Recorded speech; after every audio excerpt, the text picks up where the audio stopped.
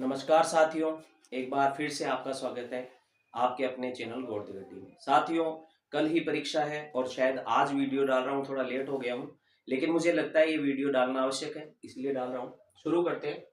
जो है आपकी समस्या आ रही थी विभिन्न माध्यमों का लेखन, इस विषय में। तो देखिए, माध्यमों के लिए लेखन में क्या है, पहले तो हम समझ लेते हैं। इसमें एक तो है प्रिंट या मुद्रित माध्यम, जिन्हें हम समाचार पत्र कहते हैं, पत्रिकाएं कहते हैं, अखबार जो प्रिंटेड होते हैं। दूसरा रेडियो, तीसरा टीवी, चौथा इंटरनेट। प्रिंट या मुद्रित माध्यम जो होता है वो समाचार पत्र होता है। उसकी विशेषताएं क्या है, उसकी कमियां क्या है, इनका 2 अंकों का सवाल आ सकता है। ऑब्जेक्टिव में आएगा तो चिंता करने की आवश्यकता नहीं है। ज्यादा से ज्यादा क्या आएगा, ये उल्टा पिरामिड शैली से रिलेटेड, जो इन तीनों में होता है, इसमें भी होता है, इसमें भी होता है और इसमें भी होता है। यानी ये सब में काम में लिया जाता है उल्टा पिरामिड शैली। कौन सी शैली काम में आती है? उल्टा पिरामिड शैली। इसमें इंट्रो सबसे इंपॉर्टेंट होता है, यानी घटना का पूरा एक वाक्य के अंदर है स्पष्टीकरण करना, वह इंट्रो होता है। जैसे दिल्ली में हुआ धमाका, कॉलोनी का नाम के साथ में ये जोड़ करके बता दिया जाता है, और फिर उसके बाद में उसका उस क्रम से लिखा जाता है जिससे इंपॉर्टेंस, जितनी सबसे ज्यादा इंपॉर्टेंट जो पंक्ति होती है वो पहले लिखी जाती है, और महत्व उसका घटने के क्रम में वो पंक्तियां लिख दी जाती है, और अंततः समापन है वह सामान्य से वाक्य के साथ खत्म कर दिया जाता है। तो इसके 3 भाग है, इंट्रो, बॉडी और समापन। इंट्रो का मतलब निष्कर्ष, यहाँ जो हुआ था, क्या हुआ था, कहाँ हुआ था, वो चीज आ जाती है, और फिर इसका पूरा विवरण आ जाता है, और समापन सामान्य शब्दों में कर दिया जाता है। ये इन तीनों के अंदर इस प्रकार से समाचार दिए जाते हैं, चाहे वह प्रिंट यानी समाचार पत्र हो, चाहे वह रेडियो हो, चाहे वह टीवी हो, टेलीविजन हो, तो इनमें दिया जाता है। अब साथ साथ देखिए साथियों, यहाँ जो प्रिंट माध्यम है, इनकी विशेषताएं क्या है वो सुनिए। प्रिंट माध्यमों की विशेषता यह है कि ये सुरक्षित रहते हैं, दीर्घ काल तक हम इनको अपने पास रख सकते हैं, जब भी इच्छा हो उस समय हम इसको पढ़ सकते हैं। ये नष्ट नहीं होता है, नष्ट होता भी है तो काफी समय तक हम बचाकर रख सकते हैं इनको, और हम अपनी फाइलिंग कर सकते हैं, इनको काम में ले सकते हैं। कई सारे चित्र होते हैं, कई सारे निबंध होते हैं, उनको फाइल में लगा सकते हैं। और इनकी कमी क्या होती है, एक बार जो प्रिंट हो गया, अगर मिस प्रिंट हो गया तो मिस प्रिंट हो गया। हालांकि काफी जांच की जाती है, लेकिन फिर भी कहीं ना कहीं ऐसा हो जाता है। फिर देखिए, दूसरा है रेडियो। रेडियो जो है, ये इसको हम केवल पढ़ सकते हैं, ये एक श्रव्य माध्यम है। श्रव्य यानी सुना जाता है, रेडियो है जिसे सुना जाता है। इनकी काफी सारी कमियां भी रहती है। एक बार जब समाचार आकर के चला गया तो पुनः समाचारों को सुनना मुश्किल है, उन्हीं समाचारों को नहीं सुना जाता। अगली बार कोई बुलेटिन होगा तो उसको आप सुन सकते हैं। तीसरा आता है टेलीविजन। टेलीविजन वह दृश्य श्रव्य माध्यम है। कौन सा माध्यम है? दृश्य श्रव्य, जिसमें हमें दिखाई भी देता है और जिसमें से निकलने वाली ध्वनि हमें सुनाई भी देती है। इस प्रकार से इसका प्रयोग होता है। इनकी विशेषताएं और इनकी कमियां सामान्य रूप में आप एक बार देख लेंगे तो लगभग सेम सी है, थोड़ा सा अंतर होता है। तो वो विशेषताएं और कमियों का 1-2 अंकों का प्रश्न आपके बन सकता है। बाकी ऑब्जेक्टिव आएंगे, और ऑब्जेक्टिव 2 आएंगे, वो कहां से आएंगे? वो यहां से आएंगे। या तो इनमें से पूछेंगे, ये इंटरनेट से रिलेटेड है, और या फिर इनमें से पूछेंगे, ये टीवी से रिलेटेड है। तो टेलीविजन से रिलेटेड ये है और इंटरनेट से रिलेटेड ये है। तो अब देखें, इंटरनेट पर जो जो टॉपिक मैंने ये शब्द लिखे हैं वो याद रखिएगा। यहां पर इसको कहा जाता है वेब पत्रकारिता, और पहली जो साइट है वेब पत्रकारिता की वह रेडिफ है। क्या है? रेडिफ। याद कर लीजिए, रट लीजिए, रेडिफ है वह पत्रकारिता की पहली साइट है। फिर तहलका.com से वास्तविक शुरुआत हुई, तहलका.com से वास्तविक शुरुआत हुई थी। वेब दुनिया है, ये भी काफी प्रसिद्ध या चर्चित इंटरनेट के क्षेत्र में रहा है। बीबीसी विश्व स्तर की सबसे बड़ी एक ऐसी संस्था है जो इंटरनेट के द्वारा समाचार सूचनाएं सब तक पहुंचाती है। बीबीसी का फुल नाम है, फुल नेम है, वो आपको कमेंट में लिखना है। मेरी इच्छा तो है कि मैं बता दूं, परंतु आपको भी याद होना चाहिए, इसलिए देख करके आप चाहे गूगल पे सर्च करें, कमेंट जरूर करें बीबीसी की फुल फॉर्म क्या है। हो सकता है यही परीक्षा के अंदर आपके प्रश्न में आ जाए। फिर देखिए, समस्या क्या है, जो इंटरनेट पत्रकारिता की समस्या क्या है। वर्तमान समय में हिंदी के लिए जो है इंटरनेट की पूरी सुविधा उपलब्ध नहीं है। अंग्रेजी माध्यम में ही ज्यादातर इंटरनेट का कार्य होता है। क्यों? क्योंकि हिंदी फॉन्ट की समस्या सबसे बड़ी समस्या है, और कीबोर्ड का मानकीकरण अभी तक नहीं हो पाया, इस कारण से हिंदी फॉन्ट की समस्या बनी हुई है। और इस समस्या का समाधान हो जाएगा तो हिंदी भी उच्च स्तरीय कंप्यूटर की भाषा हो जाएगी, और आपके इंटरनेट की भाषा बन जाएगी। साथ ही भारतवर्ष में सबसे ज्यादा फैलाने का कार्य नई दुनिया समूह ने किया है इंटरनेट को, और वह है इंदौर का। इंदौर में नई दुनिया समूह है, उसके द्वारा इंटरनेट का विस्तार किया गया है और प्रसार किया गया है। तो इस प्रकार से इंटरनेट के जितने भी टॉपिक है वो मैंने बता दिए। नई दुनिया समूह, इंदौर, समस्या क्या है, हिंदी फॉन्ट की समस्या, कीबोर्ड की मानकीकरण की समस्या, सबसे बड़ा जो चैनल है विश्व का वो है बीबीसी, और उसके बाद में वेब दुनिया, ये एक पत्रकारिता की विशेष जो है साइट है। साथ ही साथ तहलका.com है, उससे वास्तविक शुरुआत हुई है इंटरनेट की, और वेब पत्रकारिता है उसके अंदर सबसे प्रथम साइट भारत की है वह रेडिफ। याद हो गया साथियों, ये जरूर याद कर ले, इनमें से ऑब्जेक्टिव आ जाएगा, या तो एक इसमें से आ जाएगा, एक इसमें से आ जाएगा। अब मैं इनके बारे में बता देता हूं। इसमें जो है ये फ्लैश या ब्रेकिंग न्यूज जो लिखा है ना, टीवी से रिलेटेड बातें कर रहे हैं हम। टीवी पर हम देखते हैं कि कई बार न्यूज चैनल अलग अलग चीजें दिखाते हैं, वो क्या होती है देखिए, फ्लैश या ब्रेकिंग न्यूज। मान लीजिए कहीं पर भी अचानक से कोई घटना हो जाती है, मान लीजिए अभी जैसे वो एक बार अपने जो भारत के सेना प्रमुख थे उनका हेलीकॉप्टर में है जो दुर्घटना में उनकी मृत्यु हो गई थी, और शायद 10-12 लोग मारे गए थे उसमें। तो वो जो दुर्घटना थी, उस दुर्घटना का जो कवरेज अचानक से आया था टीवी पे, तो देखिए फ्लैश ब्रेकिंग न्यूज हम आपको बताने जा रहे हैं। इसका मतलब तुरंत कोई भी घटना जो हुई है उस घटना की जानकारी टेलीविजन पर देना, वह है फ्लैश ब्रेकिंग न्यूज कहलाती है। फिर ड्राई एंकर, ड्राई एंकर क्या होता है, अब उससे हट जाइए, अपन पिछले टॉपिक से आगे आ गए। तो ड्राई एंकर क्या होता है, मान लीजिए कोई भी चीज है, कोई भी बात है, कोई घटना है, उसके बारे में सूखे रूप में, सामान्य रूप में जो एंकर होता है वह बताता है, क्या, कब, कैसे हुआ, ये सारी चीजें जो बताता है सामान्य रूप में, विदाउट किसी सूचना के सामान्य रूप में जब प्रकट किया जाता है तो वह ड्राई एंकर, ड्राई यानी रूखा सूखा, उस न्यूज के अंदर कोई विशेष जो है रुचि का भाव उत्पन्न नहीं होता, तो उसे कहते हैं ड्राई एंकर। फिर है फोन इन। फोन इन का मतलब है जब एंकर अपने स्टूडियो में बैठा होता है और साथ ही साथ फोन पर बात करता है, जहां से, अब मान लीजिए कहीं मैच हो रहा है, तो मैच से वहां से फोन आ गया रिपोर्टर का, या वहां से जो पत्रकार वहां पहुंचा हुआ उसके द्वारा, या जो वहां पर संवाददाता पहुंचा उसने फोन करके और बात की, और वो बात है उस पर सुनाई देती है, टीवी पर भी दिखाई जाती है, तो उसको कहते हैं फोन इन। और फिर वह फोन बातचीत करके जो भी सूचना वह देता है, उस सूचना को टीवी के सामने बैठे हुए दर्शकों तक पहुंचाने का कार्य जो किया जाता है वो कहलाता है फोन इन। आप समझ जाएंगे ना अगर, तो फिर उसके बाद आसानी से उत्तर लिख सकेंगे। फिर देखिए एंकर विजुअल। एंकर विजुअल चीज तो वही है, एंकर बताएगा, क्या बताएगा, विजुअल। विजुअल का मतलब होता है दृश्य।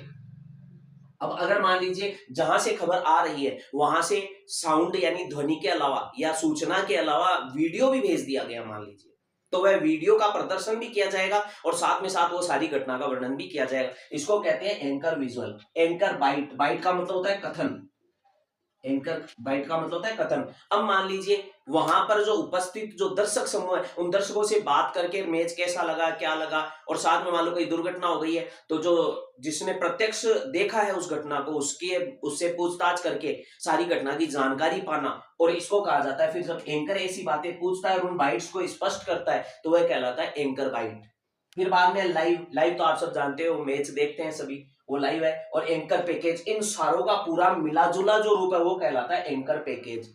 इस प्रकार से इनमें से जो है एक एक ऑब्जेक्टिव टाइप के, या इनमें से आपके 2 अंक वाला प्रश्न आ जाएगा पक्का, मुझे लगता है इनमें से कोई ना कोई आएगा। और जहां तक दिखाई देता है एक तो एंकर बाइट, ये वाला इंपॉर्टेंट रहता है आपके, एक वाला रहता है आपके एंकर।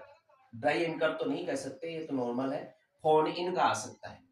तो ये 2 टॉपिक है शायद मोस्ट इंपोर्टेंट है, ये सारे ही है, ऑब्जेक्टिव में आ सकते हैं, कोई सा भी दे सकते हैं। अब चलिए पहला पॉइंट आपके हो चुका है, विविध माध्यमों के लिए लेखन हो चुका है। फिर है भाषा, व्याकरण और लिपि। तो भाषा के बारे में, व्याकरण के बारे में और लिपि के बारे में हम पढ़ने जा रहे हैं। देखिए भाषा है वह बनी है भाष धातु से, और इसका अर्थ होता है व्यक्त, वाणी है बोलना। ये जो कथन का है ये पतंजलि ने कहा है, याद रखिएगा, इसमें से जो परिभाषा आएगी वो पतंजलि की होगी, तो पूछा जा सकता है ये किसकी परिभाषा है। अब देखिए भाषा है, उसके भेद कितने माने गए, भाषा के 8 भेद माने गए। कितने भेद माने गए, 8 भेद है भाषा के। मूल भाषा, व्यक्ति की भाषा, और उपबोली या उपभाषा या स्थानीय भाषा। फिर है बोली यानी मुख्य बोली या मुख्य भाषा, और है फिर है आदर्श भाषा, राष्ट्र भाषा, विशिष्ट भाषा और कृत्रिम भाषा, दिखावटी भाषा। भाषा की इकाइयां कितनी है देखिए, भाषा की इकाइयां, सबसे छोटी इकाई है ध्वनि और सबसे बड़ी इकाई है वाक्य। बीच में क्या आता है, ध्वनि, फिर आता है वर्ण, फिर आता है शब्द, फिर आता है पद और फिर वाक्य। देखिए ध्वनि में क्या आता है, ध्वनि के अंदर आते हैं स्वर, ध्वनि में क्या आते हैं, स्वर, और वर्ण में क्या आते हैं, व्यंजन, वर्ण में क्या आते हैं, व्यंजन। और फिर स्वर और व्यंजन दोनों के मेल से जो बनते हैं वो बनते हैं शब्द। ठीक है, तो स्वरों और व्यंजनों के मेल से काफी सारे जब स्वर और व्यंजन मिल जाते हैं तो फिर वो जिनका अर्थ निकले वो बनते हैं शब्द। तो इनकी परिभाषा भी आपसे पूछी जा सकती है। वर्ण किसे कहते हैं? वर्ण किसे कहते हैं? भाषा की सबसे छोटी इकाई ध्वनि होती है। वर्ण किसे कहते हैं? वर्ण वह होती है भाषा की सबसे छोटी इकाई जिसका टुकड़ा न किया जा सके, उसका भी टुकड़ा नहीं हो सकता। याद रखिएगा, कोई भी वर्ण अक्षर बनता है। अक्षर कब बनेगा? जब उसमें ध्वनि भी जुड़ जाएगी, और वर्ण में जब ध्वनि भी जुड़ जाएगी तब वह अक्षर बन जाता है। फिर है शब्द। अब देखिए शब्द क्या होता है? विभिन्न वर्णों के मेल से, वो भी मेल के होना चाहिए सार्थक, तो विभिन्न वर्णों के सार्थक मेल से उत्पन्न हुआ जो शब्द जो होता है रूप, वह शब्द कहलाता है। फिर है पद। पद किसे कहते हैं? पद कहते हैं जब कोई शब्द किसी वाक्य में प्रयुक्त हो जाता है, कोई शब्द जब किसी वाक्य में प्रयुक्त हो जाता है और वह अन्य उस वाक्य में जितने भी अन्य जो शब्द है उनसे संबंध स्थापित कर लेता है, तो फिर वो शब्द नहीं कहलाता, फिर वो पद कहलाता है। और फिर है वाक्य। तो शब्दों के सार्थक एवं व्यवस्थित समूह को वाक्य कहते हैं। ठीक है, अगर ये वर्णों के सार्थक और व्यवस्थित समूह को शब्द कहते हैं। अगर वर्णों के सार्थक व्यवस्थित समूह हो तो वो शब्द हो जाता है, और शब्दों का सार्थक और व्यवस्थित समूह हो तो वह वाक्य कहलाता है। ठीक है, पद कब होता है? पद जब एक शब्द वाक्य में प्रयुक्त हो जाता है तब वह पद बन जाता है। ठीक है, फिर चलते हैं। अब देखिए यहाँ पर भाषा की अन्य बोलियां देखिए क्या है। भाषा की कितनी बोलियां हैं? भाषा यहाँ हिंदी है वह 5 प्रकार की मानी गई है। हिंदी कितने प्रकार की है? 5 प्रकार की। हिंदी के 5 भेद होते हैं। पहला भेद है पूर्वी हिंदी, दूसरा है पश्चिमी हिंदी, तीसरा है बिहारी, चौथी है राजस्थानी और पांचवी है पहाड़ी। अब इनमें से भी एक सवाल पूछा जा सकता है। क्या पूछेंगे? देखिए, पूर्वी हिंदी निम्न में से कौन सी है? तो देखिए 3 याद कर लो बस। पूर्वी हिंदी कौन सी है? पूर्व के अंदर है अवध, अवधी, बघेली, छत्तीसगढ़ी। तो देखो मैंने आसान करने के लिए क्या किया, अब 36। तो अब 36 कौन सी हो गई? पूर्वी। अब 36 कौन सी हो गई? पूर्वी। अब 36 कौन सी हो गई? पूर्वी। अ का मतलब अवधि, ब का मतलब बघेली और 36 का मतलब छत्तीसगढ़ी। फिर देखिए इसमें पश्चिमी हिंदी कौन सी है? पश्चिमी देखिए आसान है, खड़ी, ब्रज, बांगरू, बुंदेली। खड़ी, ब्रज, बांगरू, बुंदेली। बांगरू है वो हरियाणा की बोली को कहते हैं। बांगरू कौन सी बोली है? हरियाणा की। तो खड़ी, ब्रज, बांगरू, बुंदेली। और फिर कन्नौजी। खड़ी, ब्रज, बांगरू, बुंदेली, कन्नौजी। ये कौन सी है? पश्चिमी हिंदी है। पश्चिमी हिंदी है। फिर देखिए बिहारी। अब बिहार वाले जितने भी क्षेत्र देखिए, मगध कहां पर है? बिहार में। तो मगध की बोली को कहते हैं मगही। और मैथिली, मिथिला, मिथिला भी बिहार में, और मैथिली हो गई बिहार की बोली। और भोजपुर वो भी बिहार में। तो मगही, मैथिली, भोजपुरी, मगही, मैथिली, भोजपुरी, मगही, मैथिली और भोजपुरी। ये किस में है? ये आपके बिहारी में। राजस्थान की तो आप जानते हैं राजस्थानी। और कौन सी है राजस्थानी की उपबोलियां? मेवाड़ी, मारवाड़ी, मेवाती, हाड़ौती। ये मेवात कौन सा है? अलवर। मेवाड़ कौन सा है? उदयपुर, चित्तौड़गढ़। मारवाड़ कौन सा है? जोधपुर, बीकानेर। हाड़ौती कौन सा है? कोटा, बूंदी, बारा। ये सारे हाड़ौती में। एक आध और मानते हैं जयपुर के आसपास की जो भाषा बोली है उसको कहते हैं ढूंढाड़ी। ठीक है, और कई अहीर, वाटीरे से 2-4 और है, परंतु ये मूल है। फिर देखिए पहाड़ी। पहाड़ देखो ये पहाड़ी है, उत्तराखंड के भाग है। गढ़वाली, कुमाऊनी। गढ़वाली, कुमाऊनी याद कर लीजिए, इनमें से आएगा आपके परीक्षा में प्रश्न। इनमें से, यानी ये कौन सी बोली है या पहाड़ी बोली कौन कौन सी है? इनमें से गढ़वाली और कुमाऊनी, ये 2 याद कर लीजिए, इनमें से एक सवाल पक्का बनने का चांस है। गढ़वाली, कुमाऊनी कौन सी है? पहाड़ी बोली है। तो साथियों ये हो गई आपके भाषा। अब देखिए व्याकरण। व्याकरण क्या होती है? वि धन आकरण, यानी इसका मतलब क्या है? विशेष रूप से जो नियम लिपिबद्ध करके और हमारे भाषा को उन्नत करने के लिए जो बनाए गए हैं वो व्याकरण के अंतर्गत आते हैं। अब व्याकरण के अंदर कौन कौन से होते हैं? ये वाले टॉपिक, बस ये व्याकरण है। ध्वनि, वर्ण, शब्द, पद और वाक्य। ये अगर आपने समझ लिए तो आ जाएंगे। अब हमारे हिंदी के अंदर व्याकरण के अंदर कितने व्यंजन और स्वर है ये ध्यान रखिएगा। टोटल मिलाकर के हमारे 52 जो है वर्ण माने गए हैं। कितने वर्ण माने गए हैं? 52 वर्ण। और वैसे मूलतः है ना, मूलतः जब शब्द आ जाए तो आप उनको कर दीजिएगा 44, 44। कैसे? 33 तो अपने व्यंजन और 11 है अपने स्वर, तो 33 + 11 44। और दूसरे जो बचे हुए हैं वो या तो संयुक्त है या आगत है। कौन से है? संयुक्त है या आगत है। तो 44 + 8 टोटल कितने हो गए? 52। ओके, इनमें से ही सवाल बनेगा और इसके अलावा सवाल बनेगा नहीं। व्याकरण के अलावा और क्या है? लिपि। लिपि देखिए हमारी लिपि कौन सी है? सबको पता है देवनागरी लिपि है। और देवनागरी लिपि में काफी सारी भाषाएं लिखी जाती है। जैसे मराठी है वो भी देवनागरी लिपि में आती है, नेपाली है उसको भी देवनागरी लिपि में ही लिखते हैं। काफी सारी भाषाएं वो सब देवनागरी लिपि में लिखी जाती है। तो देवनागरी लिपि है, उसके बारे में एक आध और बता देता हूं। जैसे लिपि के जो चिन्ह होते हैं, लिपि क्या होती है, निश्चित रूप में चिन्ह। अब जितने भी हम उच्चारित स्वर करते हैं या जितने भी हम उच्चारित अपने मुख से व्यंजन उच्चारित करते हैं, उनका एक निश्चित चिन्ह, प्रतीक चिन्ह निर्धारित कर दिया गया है। उस निर्धारित प्रतीक चिन्हों को क्या कहते हैं, लिपि। और हमारी लिपि है देवनागरी लिपि।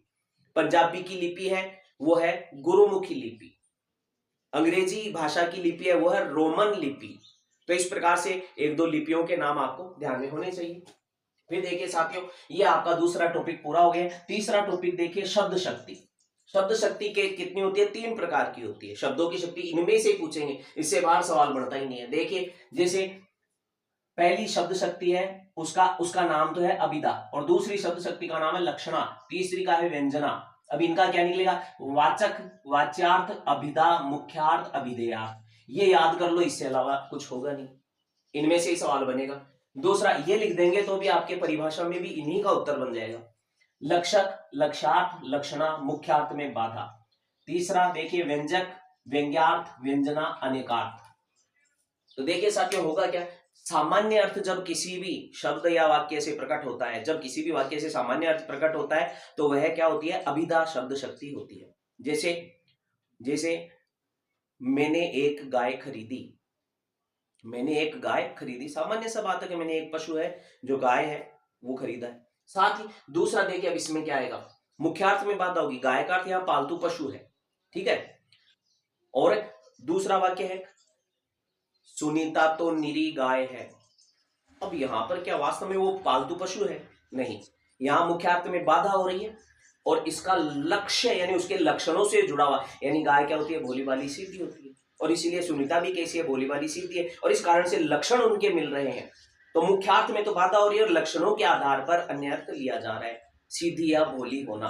तो ये क्या कहलाएगा, लक्ष्यार्थ कहलाएगा। तो ऐसे उदाहरण जितने भी आएंगे वो सारे के सारे क्या होंगे, लक्षणा शब्द शक्ति के उदाहरण होंगे। जितने भी मुहावरे होते हैं वो सब किस में आते हैं, जितने भी मुहावरे होते हैं वो सब लक्षणा शब्द शक्ति में, ठीक है साथियों। फिर उसके बाद में व्यंजक या व्यंग्यार्थ, व्यंजना, अनेकार्थ। एक वाक्य कोई कहा जाए लेकिन उसके सुनने वाले अलग अलग अर्थ लगाए, अनेकार्थ, अनेकार्थ निकले, अनेक अर्थ निकले। जैसे जैसे प्रधानाचार्य जी ने कहा 4 बज गए हैं, प्रधानाचार्य जी ने कहा 4 बज गए, तो ये सुनते ही चपरासी तो सोचेगा बेल बजाने का टाइम हो गया है। और वहां पर जो क्लर्क बैठा है वो सोचेगा कि लॉकर में से रजिस्टर निकालने का टाइम हो गया, साइन करेंगे टीचर्स वो, और टीचर्स सोचेंगे अब जाने का टाइम हो गया है। और भी अगर कोई पेरेंट्स आए हुए तो पेरेंट्स सोचेंगे कि अरे यार ये तो हम लेट हो गए, फीस तो हम जमा नहीं करा सकते, इसके बाद में तो चले जाएंगे सब। और मान लीजिए कोई चाय पीता है उसी टाइम में, तो वो सोचेगा यार चाय पीने का टाइम हो गया। इस प्रकार एक ही कथन के जब अनेक अर्थ निकाले जाए तो वो क्या होगी, वहां पर व्यंजना शब्द शक्ति होगी और उसका वो अर्थ निकलेगा, वो व्यंग्यार्थ निकलेगा। बस यही शब्द शक्ति है साथियों, और कहीं पढ़ने की अटकने की जरूरत नहीं। हालांकि इनके भेद भी है लेकिन भेद पढ़ने का अब समय नहीं है। तो शॉर्ट एंड स्वीट साथियों, मैंने लगभग पूरी चीज आपको इसमें से बता दी है। तीनों टॉपिक क्लियर कर दिए जो मैंने पिछले वीडियो के अंदर कहा था कि ये मैं आपको समझाऊंगा। धन्यवाद, जय श्री राम।